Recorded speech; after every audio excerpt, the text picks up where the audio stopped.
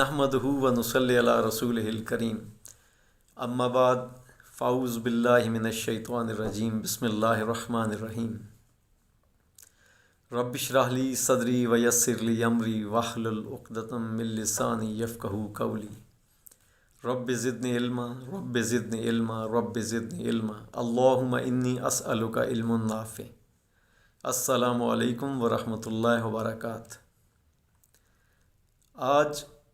ارمغان حجاز میں سے ایک انتہائی خوبصورت چھوٹی سی نظم جس کا عنوان ہے تصویر و مصور۔ یہ ایک حقائق اور معارف سے لبریز تمثیلی نظم ہے جس میں دو کردار استعارے کے طور پہ استعمال ہوئے، تصویر یعنی انسان اور مصور یعنی اللہ کریم کی ذات مبارکہ۔ تو یہ ایک ڈائلاگ ہے جس میں انسان اپنے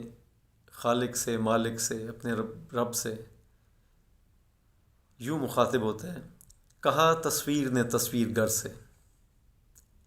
نمائش ہے میری تیرے ہنر سے، ولیکن کس قدر نامنصفی ہے کہ تو پوشیدہ ہو میری نظر سے۔ یعنی انسان اللہ کریم سے عرض کرتا ہے کہ یا اللہ، میری جو شہرت ہے، میری جو عظمت ہے، میری جو بڑائی ہے، میری جو مشہوری ہے، یا اللہ کریم یہ تیرے سبب ہے، تیرے کمالات کا شاہکار ہے یہ، مگر کیا یہ ناانصافی نہیں ہے؟ ولیکن کس قدر نامنصفی ہے کہ یا اللہ کیا یہ ناانصافی نہیں ہے کہ تو پوشیدہ ہو میری نظر سے، کہ میں اپنے بنانے والے کو پہچان نہیں پایا، میں اپنے بنانے والے کو دیکھ نہیں سک رہا، تو یا اللہ کیا یہ زیادتی والی بات نہیں ہے؟ اس پہ اللہ کریم ارشاد فرماتے ہیں، گراں ہے چشم بینا دیدہ ور پر، جہاں بینی سے کیا گزری شرر پر، نظر درد و سوز و تب و تاب، تو اے ناداں قناعت کر خبر پر۔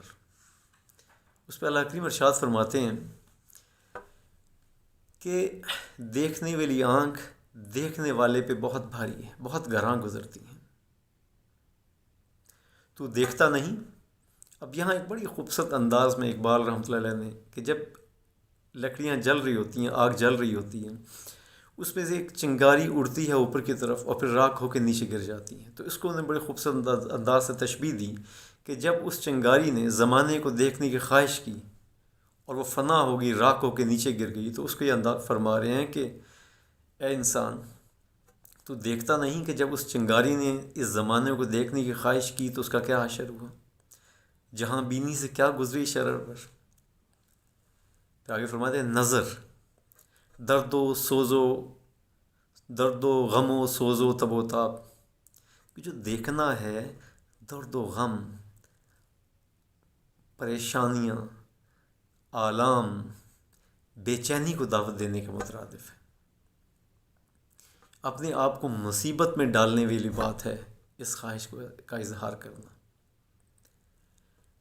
تو اے ناداں قناعت کر خبر پر، یعنی تمہارے لیے بہتر ہے اے انسان کہ جو تمہیں بتا دیا گیا بس اسی پہ عمل پیرا ہو جاؤ، زیادہ توگ و دو اور جستجو کے چکروں میں نہ پڑو۔ یہاں بیسکلی یہ سمجھیں کہ خواہش اللہ کریم کی یہ ہے کہ ایک شخص کوئی ایسا ہو جو یہ دیکھے سب کچھ، جو یہ سب کچھ پہچانے، مگر یہاں کیونکہ لوگوں کے حوصلے پست ہو چکے، لوگوں کی ہمتیں بہت نیچے گر چکی ہیں، تو ایسے شخص کو یہ کہا جا رہا ہے کہ اے نادان تو قناعت کر خبر پر۔ اب اس پہ انسان یعنی تصویر اپنے مصور سے کیا کہتی ہے؟ وہ کہتی ہے، خبر عقل و خرد کی ناتوانی، کہ یا اللہ تو خالی جو اطلاع ہے یہ تو عقل و خرد کی کمزوری کی علامت ہے، جبکہ نظر حیات جاودانی،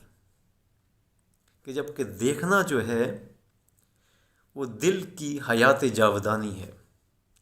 یعنی دل کو ہمیشہ کی زندگی عطا کرے گا وہ دیکھنا، نہیں ہے اس زمانے کے توگ و تاز۔ یعنی یہ جو ایک فاسٹ موونگ اور ایک جو انوینشنز کا دور اور جس تیزی کے ساتھ انسانی فکر اور سائنس ترقی کر رہی ہے تو یہ کہتا ہے کہ یا اللہ اس دور کے اندر یہ جو آپ نے فرمایا تھا حضرت موسیٰ علیہ السلام سے کہ لن ترانی کہ تم مجھے نہیں دیکھ سکتا، یا اللہ یہ جو سٹیٹمنٹ ہے یہ اس دور کے اندر قابل قبول نہیں ہے۔ اس پہ اللہ کریم ارشاد فرماتے ہیں تو ہے میرے کمالات ہنر سے، نہ ہو نومید اپنے نقش گر سے، میرے دیدار کی ہے ایک یہی شرط کہ تو پنہا نہ ہو اپنی نظر سے۔ اس پہ اللہ کریم ارشاد فرماتے ہیں کہ انسان تو میری سب سے خوبصورت تخلیق ہے اور میرے کمالات ہنر کا مظہر ہے، تو اپنے بنانے والے سے مایوس مت نہ ہو نومید اپنے نقش گر سے، یعنی بنانے والے سے مایوس مت ہو۔ اگر تو واقعی مجھ کو دیکھنا چاہتا ہے، میرے دیدار کی ہے ایک یہی شرط، اگر تو واقعی ڈٹرمنٹ ہے اور تو یہ چاہتا ہے کہ تم دیکھو، تو میری بس تم سے ایک شرط ہے کہ تو پنہا نہ ہو اپنی نظر سے، کہ انسان تو اپنے آپ سے غافل نہ ہو۔ وہ حدیث مبارکہ ہے نا کہ من عرف نفسہ فقد عرف ربہ، کہ جس نے اپنے آپ کو پہچانا اس نے اپنے رب کو پہچانا۔ تو یہاں بڑے خوبصورت انداز سے یہ جو مکالمہ ہے، جس میں جہاں ہلکا سا اس سائڈ سے اس خواہش کے نتیجے میں جو کچھ مسائل درپے ہوں گے اس کی طرف اشارہ ہے، اسی طرح ایک امید بھی دلائی گئی کہ نہیں، اگر تم واقعی مجھ کو دیکھنا چاہتے ہو تو پھر بڑا آسان ہے کہ اپنے آپ پہ غور کرو، اپنے آپ کو پہچانو، تاکہ تم مجھ کو پہچان سکو، مجھ کو دیکھ سکو۔ اللہ کریم آپ کو، آپ کے گھر والوں کو، ہم سب کو اپنی پہچان بھی نصیب فرمائے اور اپنے مالک حقیقی کی پہچان بھی نصیب فرمائے، اور ہمیں